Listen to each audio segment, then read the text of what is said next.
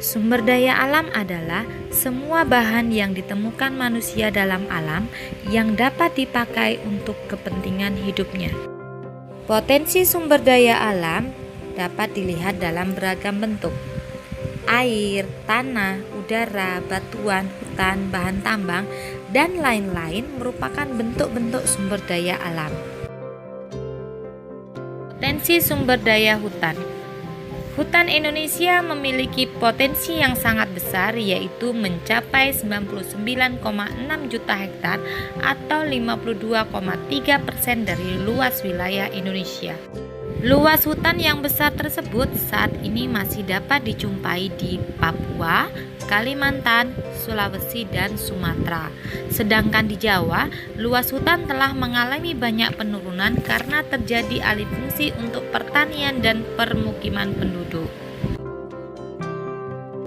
Hutan Indonesia juga menyimpan kekayaan flora dan fauna atau keanekaragaman hayati yang sangat besar. Bahkan, banyak di antaranya merupakan spesies endemik atau hanya ditemukan di Indonesia dan tidak ditemukan di tempat lain. Hutan yang paling banyak dijumpai di Indonesia adalah hutan hujan tropis. Hutan hujan tropis merupakan hutan berdaun lebar yang selalu hijau dan memiliki kerapatan yang tinggi.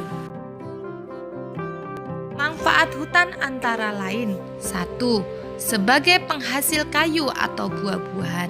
2. Sebagai tempat tinggal atau tempat hidup bagi flora dan fauna.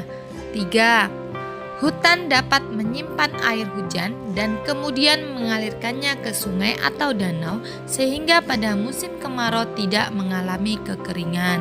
4. Hutan mencegah terjadinya erosi atau pengikisan karena air hujan tidak langsung jatuh ke tanah dan mengikis tanah-tanah yang subur.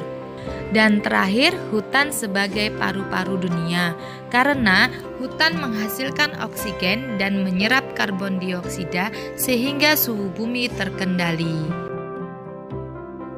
Potensi sumber daya tambang. Potensi sumber daya tambang kita melimpah karena hampir seluruh wilayah di Indonesia atau pulau di Indonesia memiliki sumber daya tambang. Sumber daya tambang di Indonesia tersebar di Pulau Sumatera, Kalimantan, Jawa, Sulawesi, dan Papua.